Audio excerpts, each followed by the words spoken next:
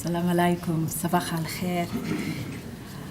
Chairman and members of the Board of Commissioners, officials and staff of IHEC national, regional and provincial offices, representatives of IFES, United Nations colleagues. I welcome very much the opportunity to address you today at the opening of this strategic planning workshop of the Independent High Electoral Commission.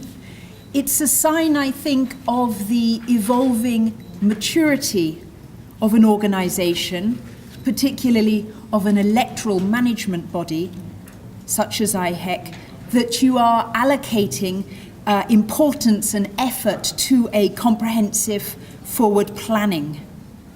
This workshop, I hope, will enable you collectively and systematically to discuss and define the strategic direction of IHEC in the coming years as it pursues its vision and mission as Iraq's electoral institution.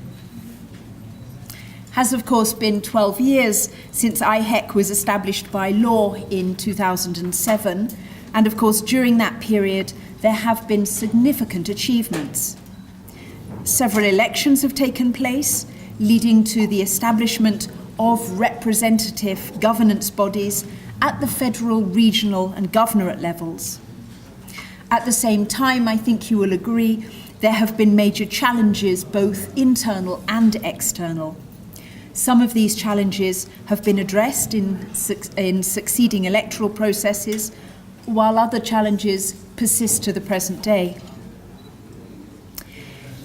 In defining the future strategic direction of the institution, it's important to reflect and learn from the lessons of previous experiences, the successes as well as the shortcomings, the opportunities as well as the threats.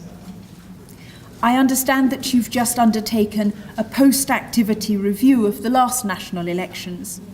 I hope that the conclusions and recommendations from that process will be fully factored into your discussions over the next 5 days. I had a chance to look at the agenda for this workshop. I'm very much encouraged by the range of substantive areas, what you term as goals, that you intend to discuss. It comes as no surprise, of course, that the first item relates to the voter registry. In my meeting with the Board of Commissioners and with electoral stakeholders, and indeed with voters, this has consistently featured as a key issue.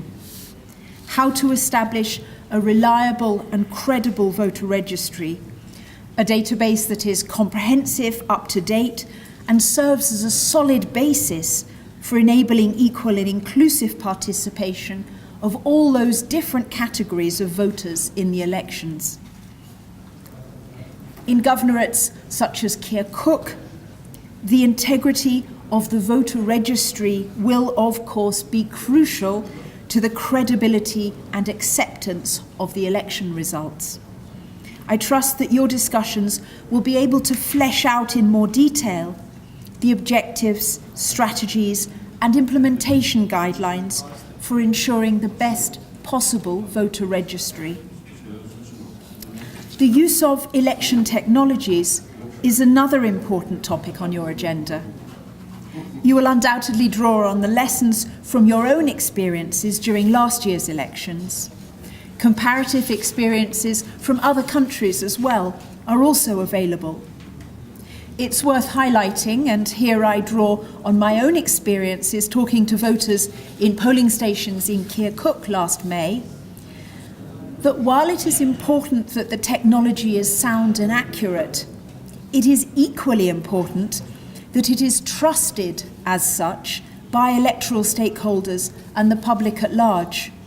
During last year's elections, I met in Kirkuk many voters who were afraid that the electoral technology was somehow unfairly manipulating their vote in one way or another. That is why stakeholder outreach is something that an electoral institution must take very seriously. We were speaking about this a little bit yesterday evening. I'm very happy to see voter outreach on your agenda. A well-informed public including political parties, civil society organisations, media, and the voters themselves, can be your strongest allies in the smooth execution of the electoral process. Ladies and gentlemen, I would also like to touch upon some of the cross-cutting themes on your agenda. I look forward very much to hearing the outcome of your discussions on integrating a gender perspective into your goals and activities. I know that you share my hope that in the interests of inclusivity and equality, there will be women serving as IHEC commissioners in the future, and there will be a significant increase in the number of women present at the next IHEC strategic planning workshop in future. I note in this context that when I attended your IHEC workshop here in Sulaymaniyah before last year's national elections, I was the only woman in the room. Even the waiting staff who were putting out the bottles of water on the tables were male. So, as I look round today, I see that already we have some improvement. Inclusive participation is also a cross-cutting theme. I hope your discussions will identify key actions to enable the comprehensive, inclusive participation of all voters, including those who remain displaced. You and I both know that a number of those who are displaced within this country will remain so for quite some time to come.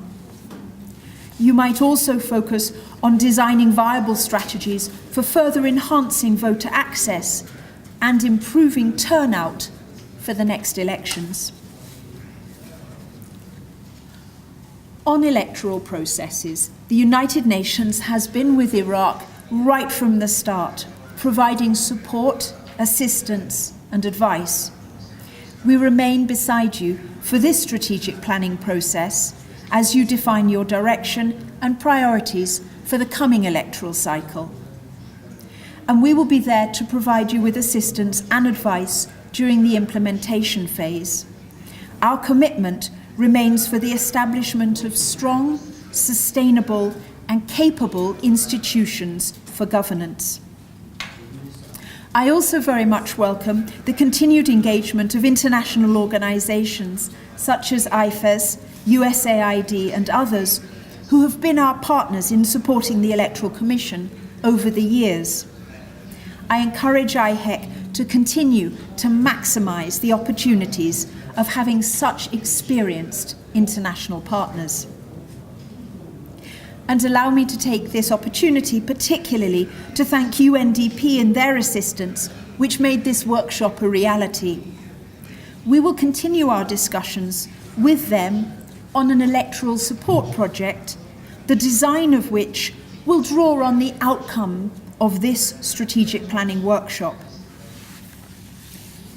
In closing, allow me to challenge you over the next 5 days to be imaginative and daring in the formulation of your goals and objectives, but also, of course, realistic and concrete in setting targets that are responsive to the demands of your electoral stakeholders.